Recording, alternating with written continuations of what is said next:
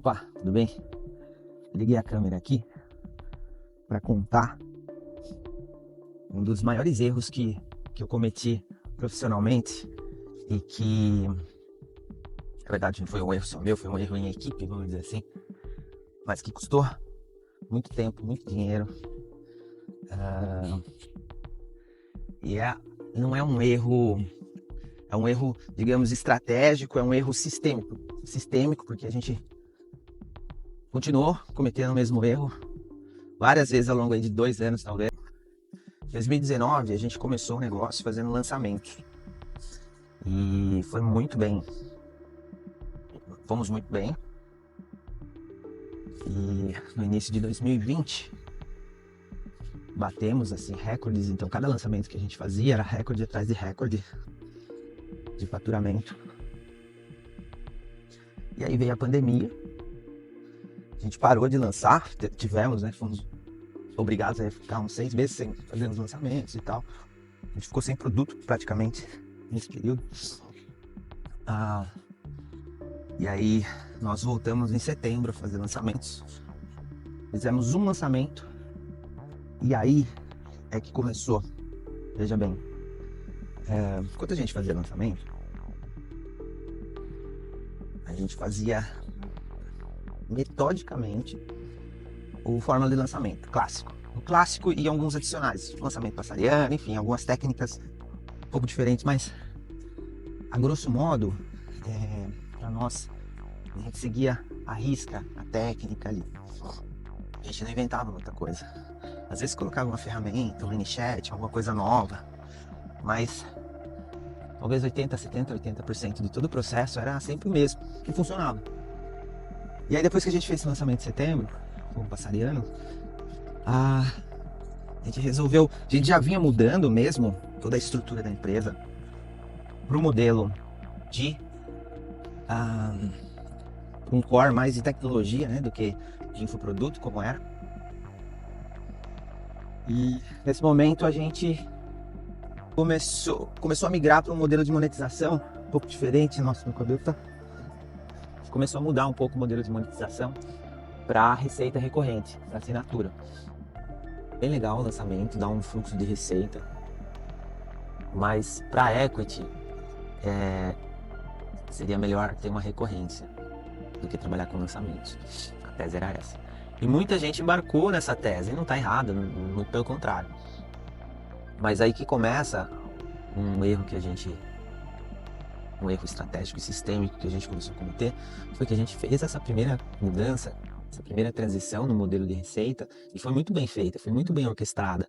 Tanto que chegou em dezembro, a gente já estava perto de R$100 mil de MRR, né, de receita mensal recorrente.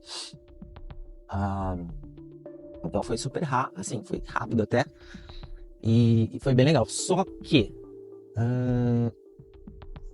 quando a gente vai movimentar, principalmente empresa de tecnologia, naquela época, quando a gente ia fazer essa movimentação, tinha que mexer em checkout, tinha que mexer em um monte de coisas que hoje seriam bem mais tranquilas de serem feitas, mas era como virar um barco muito grande, um transatlântico.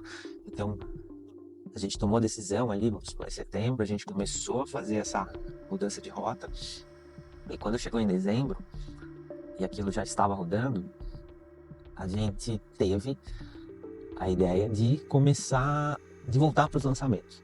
A gente participou de um mastermind, enfim, ficamos enfeitiçados e resolvemos voltar para os lançamentos. Só que nessa de vai e volta, tem toda a parte da tecnologia envolvida. Talvez naquele momento, com certeza, seria melhor a gente ter continuado investido só no MRR, investido em poucos produtos e não vários produtos, como a gente fez. Mas tudo isso é o quê? É a falta de consistência na estratégia. Por isso que eu falo que é um erro sistêmico, porque a gente ficou alterando, mudando, sabe? A cada trimestre a gente mudava a estratégia de monetização, a estratégia de captação. Então, dos sintomas que eu vejo que demonstram que a gente está perdendo essa consistência estratégica, quando a gente quer resolver um monte de problema operacional no nível estratégico. Então vamos supor,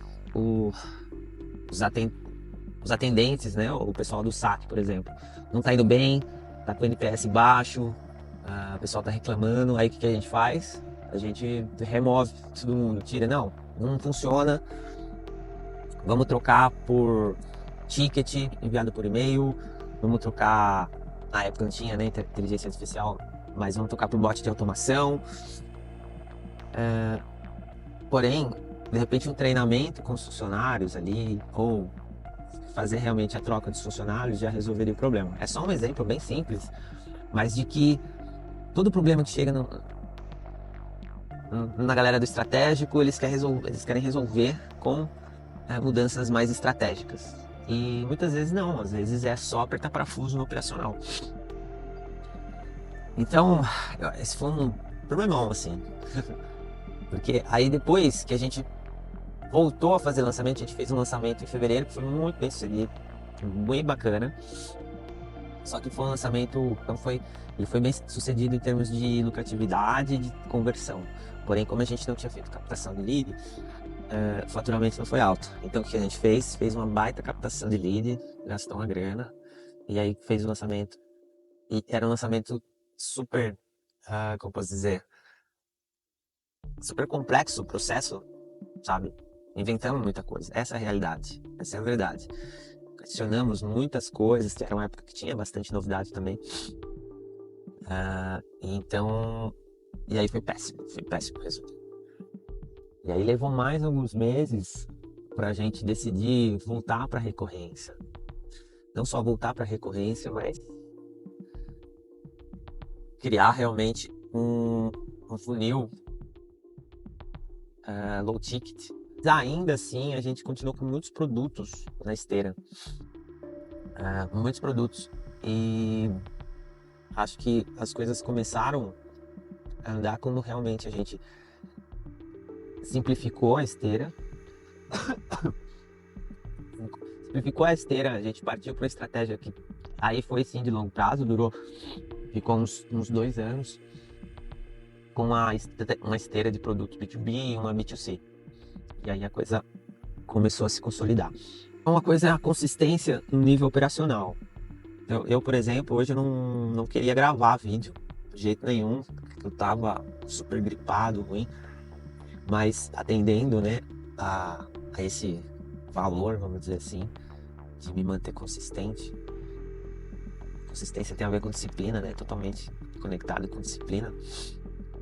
Talvez não seja o melhor vídeo que eu vou gravar, mas com certeza ele vai atender a alguns objetivos que estão vinculados, né, a essa estratégia de gravação de vídeo. Então, a consistência no operacional é importante, a consistência estratégica também. E manter uma consistência estratégica, eu acredito que exige mais paciência, sabe? Porque quando a gente está falando em implementar ou testar uma estratégia, né, se for uma empresa maior, você não está falando em menos de um trimestre, você entendeu? Você não fica mudando todo mês a rota do negócio, que não tem condição, né?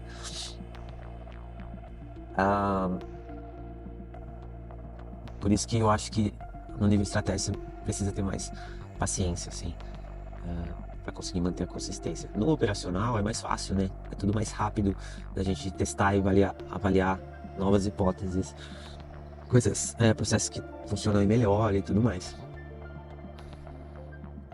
E aí concluindo tudo isso, e eu vou trazer aqui um case do iFood,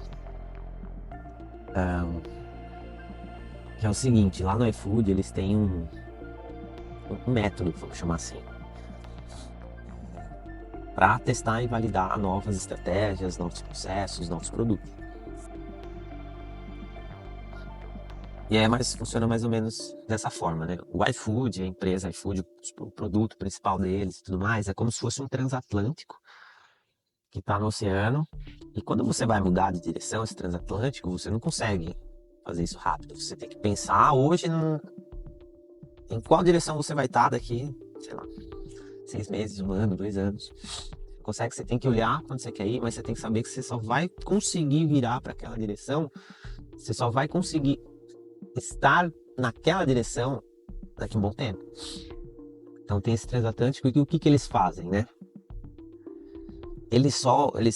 Né, eles, eles têm vários projetos pequenos, absoluta flexibilidade e tal, uma flexibilidade muito grande, que são como jet skis, que eles vão soltando na água. Então o jet ski tem super mobilidade, vamos dizer assim, não carrega o que o transatlântico carrega. Porém ele tem a flexibilidade e a velocidade que o transatlântico não tem. Então eles soltam diversos jet skis na água e esses jet skis saem fazendo uma varredura, né, vamos dizer assim, de território. Que aí quando esses jet skis encontram algo interessante numa direção, aí sim esse transatlântico começa a virar para aquela direção. A gente não tinha essa possibilidade na época, a gente não era tão pequeno quanto o jet ski, mas também não era tão grande quanto o transatlântico. Então, eu não sei como que a gente poderia ter implementado isso. Mas é isso. Queria trazer esse que foi talvez o maior erro aí que a gente cometeu na nossa jornada, que foi durante 2 anos mudar a estratégia de receita, principalmente. Estratégia de receita e estratégia de produto. Então se inscreva no canal, dê seu joinha, deixe seu comentário também se você já cometeu esse erro igual a mim, de não ser consistente o suficiente no nível estratégico, inclusive mais especificamente. E até o próximo vídeo. Abraço.